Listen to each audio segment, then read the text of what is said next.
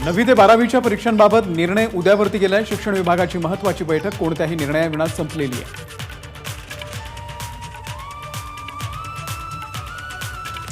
मनसेचे अध्यक्ष राज ठाकरे यांनी नियमावलीमधल्या विसंगतीवरती बोट ठेवलं। त्याचप्रमाणे परप्रांतीयांमुळे कोरोना वाढतोय असा आरोपही राज ठाकरे यांनी केलाय।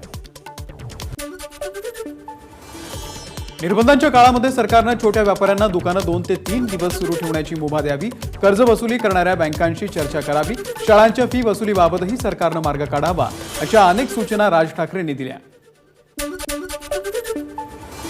राज ठाकरेंनी अनिल देशमुखांच्या मुद्द्यावरून सरकारवरती टीकास्त्र सोडलेलं आहे। परमबीर यांना काढून टाकल्यावरती 100 कोटींचा साक्षात्कार का झाला हे तपासलं पाहिजे असं राज ठाकरे यांनी म्हटलंय।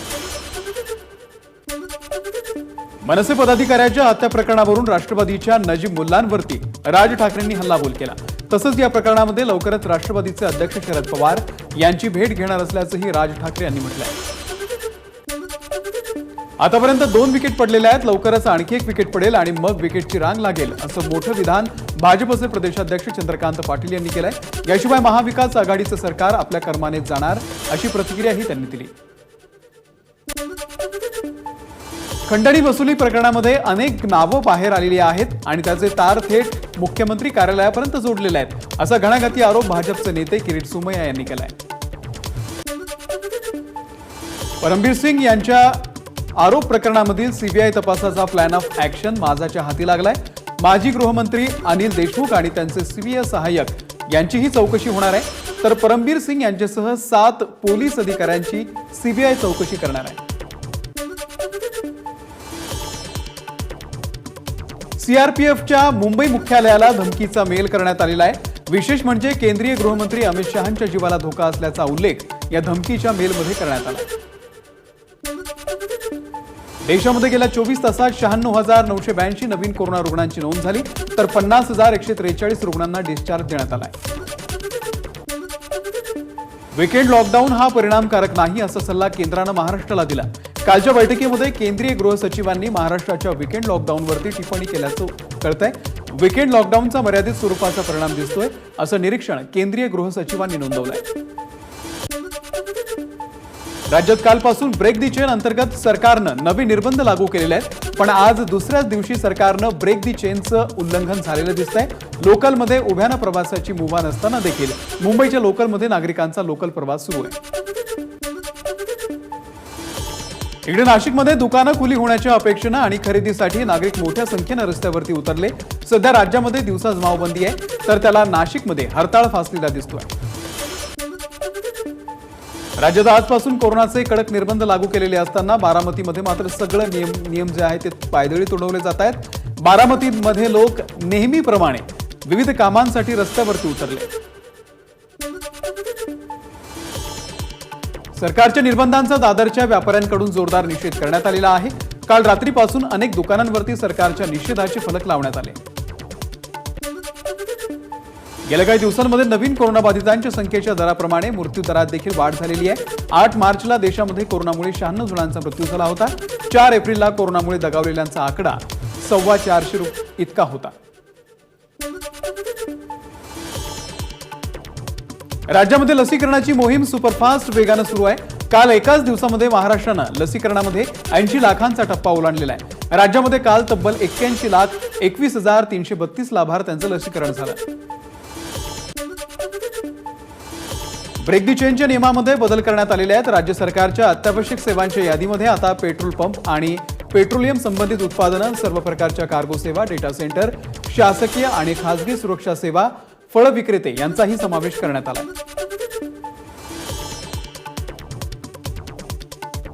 राज्यामध्ये 5,200 वैद्यकीय अधिकारी आणि 15,000 नर्सेस या तातडीने उपलब्ध होणार आहेत। शेवटच्या वर्षामध्ये वैद्यकीय पदवी शिक्षण घेणाऱ्या विद्यार्थ्यांचा निकाल तातडीने लावून त्यांच्या सेवा इंटर्नशिपसाठी उपलब्ध करून देण्यात येणार असल्याची माहिती वैद्यकीय शिक्षण मंत्री अमित देशमुख यांनी दिली आहे। आजपासून राज्यामध्ये कडक निर्बंध लागू केल्यानं त्याचा परिणाम आता महामार्गावरती जाणवू लागला। एरवी ट्रॅफिक जॅम असलेल्या पश्चिम द्रुतगती महामार्गावरती सध्या तुरळक प्रमाणावरती वाहनं दिसत आहेत। सोलापूरमध्ये रेमडेसिवीर इंजेक्शनसाठी रुग्णांच्या नातेवाईकांची वणवण होताना दिसतीये। त्याचबरोबर मेडिकलच्या समोर रुग्णांच्या नातेवाईकांच्या रांगा लागल्याचं दिसून आलं। ब्रेक दी चेन मोहिमेमध्ये सलून ब्युटी पार्लर बंद ठेवण्यास सलून आणि पार्लर संघटनेनं विरोध केलाय। नुकतीच संघटनेच्या पदाधिकाऱ्यांची बैठक झाली, त्यामध्ये लॉकडाऊन मान्य करू, मात्र इतर दिवशी सकाळी 7 ते रात्री 8 पर्यंत सलून सुरू ठेवण्याची परवानगी द्यावी अशी मागणी पदाधिकाऱ्यांनी केली। अत्यावश्यक सुविधा वगळता आता पुण्यामधील सर्व दुकानं देखील आजपासून बंद राहणार आहेत। आता राज्य सरकारनं अत्यावश्यक सुविधा वगळता सर्व दुकानं बंद ठेवण्याचा निर्णय घेतल्यानंतर तो पुण्यामध्ये देखील लागू झालाय। ब्रेक दी चेन मोहीम सुरू झाल्याचा पहिला फटका मिसळ व्यावसायिकांना बसला। ज्या मिसळ सेंटरमध्ये सकाळपासून खवय्यांची गर्दी असायची, आज तिथे शुकशुकाट बघायला मिळतोय।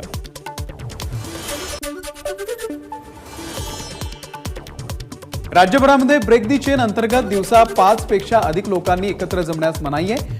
त्यामध्ये आता रत्नागिरीच्या चिपळूणमधील इंदिरा सांस्कृतिक केंद्रामधील खाऊ गर्दीमध्ये सर्व नियम धाब्यावरती बसून नागरिकांनी तोबा गर्दी केली। मुंबईमध्ये उद्योगांनी 10 एप्रिलपासून उत्पादनासाठी ऑक्सिजनचा वापर थांबवण्याच्या सूचना दिलेल्या आहेत। 10 एप्रिलपासून ऑक्सिजनची आवश्यकता असलेल्या उद्योगांसाठी ऑक्सिजन सिलेंडरची किंमत दुपटीने वाढवून 360 रुपये करण्यात आली आहे। लॉकडाऊनच्या भीतीने शेतकऱ्यांनी आपला कांदा बाजारामध्ये आणायला सुरुवात केली आहे, मात्र आवक वाढल्यानं कांद्याचे दर घसरायला लागलेले आहेत। गेल्या लॉकडाऊनमध्ये कांद्याच्या दरांनी तळ गाठला होता, त्यामुळे शेतकऱ्यांनी लॉकडाऊनचे संकेत मिळताच सावध भूमिका घेतलेली दिसतीये। सोयाबीन उत्पादक शेतकऱ्यांमध्ये अच्छे दिन आलेले आहेत। वाशिमच्या बाजार समितीमध्ये सोयाबीनला गेल्या 10 वर्षांमधील उच्चांकी दर मिळालाय। सोयाबीन 6500 प्रति क्विंटल या दरानं सोयाबीनची खरेदी झालेली आहे। राज्यभर निर्बंध लागू असताना देखील धुळे कृषी उत्पन्न बाजार समितीमध्ये आलेल्या शेतकरी आणि व्यापाऱ्यांकडून शासनाच्या नियमांचं उल्लंघन होत असल्याचं चित्र पाहायला मिळतंय। यावेळी अनेकांकडून मास्कचा वापर होत नसल्याचं दिसून आलं, त्यामुळे कोरोनाचा प्रादुर्भाव कसा रोखणार असा प्रश्न निर्माण झालाय।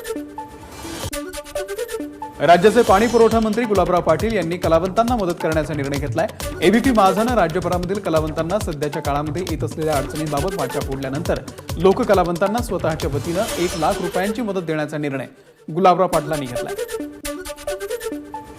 लसीकरणासाठी सरकार नागरिकांना आवाहन करत आहे। गुजरातच्या राजकोटमध्ये एक अनोखी युक्ती लढवण्यात आलेली आहे।